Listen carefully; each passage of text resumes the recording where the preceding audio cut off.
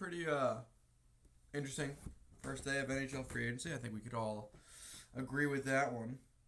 We're going to go over the Rangers' 3 signings. One of them was made just this morning.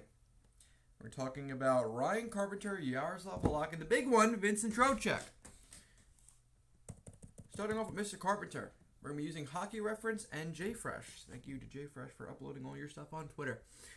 All right, so Ryan Carpenter was signed to a 1-year, $750,000 contract. 0 risk whatsoever. I love it. He's our Kevin Rooney replacement. Kevin Rooney is signed a 2-year, $1.2 million per year contract. So we're essentially saving $450,000 to get Ryan Carpenter, who's probably better defensively, not as good offensively, but way better physically. Ryan Carpenter, if you look at his season totals last year, was 51.5% in the dot. He had 136 hits, 19 takeaways to 11 giveaways. Takes the puck away more than he gives it away. Not the most offensive guy in the world. Does not take a whole lot of penalties either. 12:35 ice time. Like he's not really gonna blow your balls off offensively, but he's actually not a bad player. And his possession metrics are pretty damn good. When he went to Calgary, he had a Corsi of over 60%. That's like absurd. It's actually beyond absurd, but typically averages out for his career at 51.5. Again, he's positive when he's on the ice. That's impressive for a fourth liner that really shows no offensive prowess whatsoever. He's only 31 years old. Again, there is 0 risk involved with this signing. It is not bad at all. Another interesting little statistic. Where is it? Okay. So typically, throughout his entire career, he starts his shifts in the defensive zone. And he's positive in faceoff dot in his career. These are big. These are things the Rangers lacked. So yes, Ryan Carpenter, good signing. A righty shot too. I can't remember last time I had a good righty on the fourth line. Hint, it's not Ryan Reeves. Although he'll be probably everyday forward. Ryan Carpenter, this is according to JFresh's model. 12% projected WAR, not great. Not really worried about anything but the even strength defense and the penalty killing. He's good at both. It's about it. It's really all you need though. Yeah, he's just a good fourth liner. That's really all you need. You don't really need anything super crazy. And he's only making $750,000. I mean, this is a W if I've ever seen one in my life.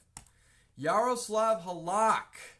I know Ice Cold Takes was big on this one. In the collaborated live stream we were talking about where I was showing you my favorite backup goalie options, he mentioned one I totally forgot, and that one was Jaroslav Halak. Jaro Halak last year in Vancouver on a losing team posted a .903 save percentage. The wins, losses, I really don't give a shit about, so .903 save I wasn't really worried about. Also, another little fun goalie statistic I don't think anybody really pays attention to, but his even strength save percentage, of which he posted a .916. .916 in Vancouver last year. That's pretty damn good. That's borderline ridiculous, especially considering his power play save percentage was below an 8. That shows you how bad the Vancouver PK was last year. Yeah, Halak was pretty damn good last year. And he faced a high volume of shots. If you look at the... where's shots against per 60? Hold on, I'll find it. Where the heck is it? Ah, man, I can't find it. I suck. Either way, his shots against per 60 or shots against per game, not per 60, was similar to that of Shesterkin. So again, we're getting a goalie that's used to facing a high volume of shots, which is exactly what we damn need because we give up a lot of fucking shots. And we haven't really changed the roster enough to make me believe that we're not going to give up a lot of shots next year as well. So I think Halak's a great fit. 1 year, $1.5 million, not bad at all. According to JFresh's goaltender model, projected WAR of 62%, not bad at all. Very underrated goaltender. It was brutal in 2021. I would have loved to see. That's like probably close to an 80 right there. Good at everything. I guess medium danger chances. He's really not good at stopping, but high and low, I don't know. I'm just saying, man. He looks like he'd be pretty damn good for us. And he's a Rangers killer, so whatever keeps him, not playing against us. And last but not least, the big fish, Vincent Trocheck. So now, I did a little bit of research on Vincent Trocheck last night. I watched about an hour's worth of content on him. Not interviews, no, but highlights. Assists, goals, hits, everything. You name it, I watched it on Vincent Trocheck. And something surprised me. Vincent Trocheck is not what I thought he would be. I thought Vincent Trocheck was a play driver. He's really not. Not from what I saw. He actually kind of reminds me of a Derek Brassard type. The guy that just puts everything towards the damn net, works his balls off in the corner, scores in front of the net, can score on a one-timer, can kind of do everything. But he's not necessarily a perimeter player, not at all. Actually, I would say 90% of the goals I watched Vincent Trocheck score were in between the hash marks and the crease, with the occasional goal from the outside. A lot of goals on the rush. Did not really expect that from Trocheck, especially for a guy with as highest scoring numbers as he has. He's a gritty motherfucker. I really think this is the second coming of Derek Brassard with the New York Rangers. Trocheck, 185 hits.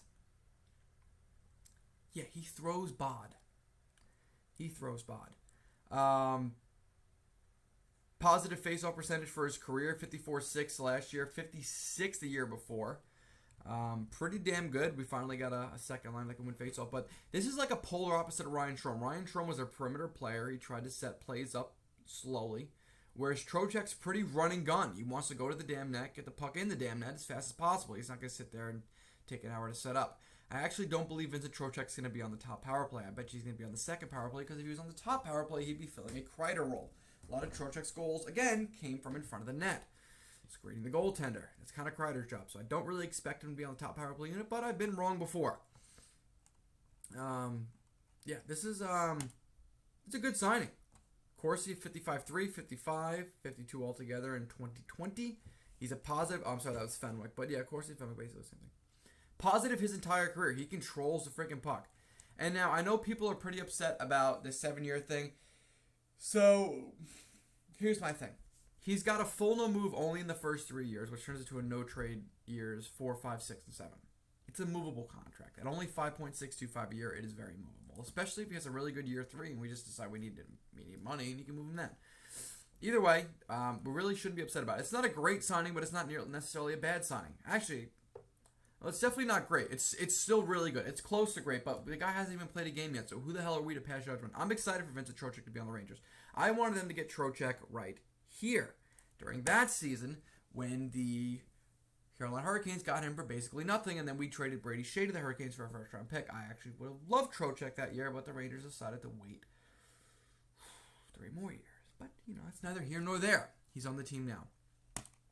According to Dre Fresh's model, not great on Jay Fresh's model. Has regressed from last year, but is still a pretty damn good player. I think he was an 89% in 2020, 2021, but still a pretty good player. Just didn't have a great year in Carolina last year. Granted, he's still, in my opinion, an upgrade over Ryan Strome as an altogether player, and I just think he fits better into what the Rangers are looking for now. The thing is, Rangers last year wanted to be a physical team, but still kind of needed to work on the top 2 lines. With Lafreniere presumably going on the top line this year and Trocheck going on the second line this year, you get your physical, will do anything it takes to win type players on those lines, and now you have a 4-line system that's going to follow the same method of not perimeter hockey, but going to the damn net. Obviously, there's still going to be a little bit of perimeter hockey being played, but I really think Drury's trying to build a team that crashes the net and scores as many garbage goals as possible. And if signing Vincent Trocheck and letting Strome and Kopp walk is not an indicator of that, then I don't know what the hell is. Regardless, good player. I expect that to go up, especially if he has a big year with Panarin, which I think he's going to, because Trocheck's the kind of player we've been trying to get with Panarin for a while now. A guy's going to drive the net and do absolutely everything. A guy we really haven't had since Jesper Foss walked for nothing. This is my projected lineup for the New York Rangers going into the 2022 season. Wow, I just feel so weird saying that. You re-signed Kaapo Kakko to the exact same deal you gave Filipino last year. You got Kreider, Savage, Lafreniere, Panarin, Trocheck, Kakko, Blais, Hedel, Kraftstov, Mike Hunt. His first name is Mike, not Dryden. Got him. Barclay Goodrow is your 4th-line center, and Ryan Reeves is your wing, with Ryan Carpenter and Libor Hayek as your extra skaters. You can obviously interchange Hayek with Jared Tenorti if you want to. It's pick your poison. Who knows? Maybe Brendan Ottman will make the team, and then you push Hunt down and you send Carpenter on. Or Hunt down. Or you could trade Ryan Reeves and put yourself in the position where you can actually acquire another player if you wanted to. I saw somebody post on Cap Friendly yesterday, well, the Rangers could technically, if they move Ryan Reeves, afford to get Elias Lindholm at half salary retained. That would be pretty fucking insane. I don't see it happening, but it'd be pretty damn insane if they did. I just don't see it happening. It'd be pretty cool, though. especially if the Rangers really want to overstack for no particular reason. But it just ain't gonna happen. It would be too much, especially, if Elias Lindholm was your third line center and Hedel was on the wing and Krasov on the other side, and you just have three really good lines. And sorry, was I daydreaming? Just kidding. No, but this team's I actually think it's a pretty solid team going into next season. Now, it sucks that we're only going to be able to carry 22 players. We really can't afford to bring in another one unless you somehow break the rules and sign someone for less than $750,000. That ain't going to happen, so this is just a hand we were dealt. The power play, my guess is what the power play is going to look like. If they want to throw Trocheck on the top unit, they can. On the power play, you're supposed to play perimeter hockey.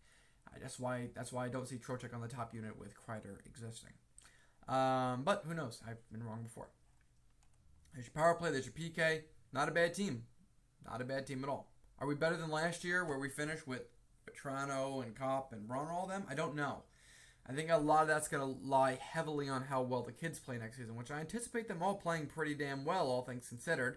Plenty of playoff experience. Kravtsov coming back. Blay, fully healthy. I don't know. And we should be fine next year, but I don't know. I've been wrong before. You guys comment below. Let me know your thoughts on all things. Oh, whoa. You looking at my grades? Whoa. Yeah, I'm in school. Big whoop. Genetics lab.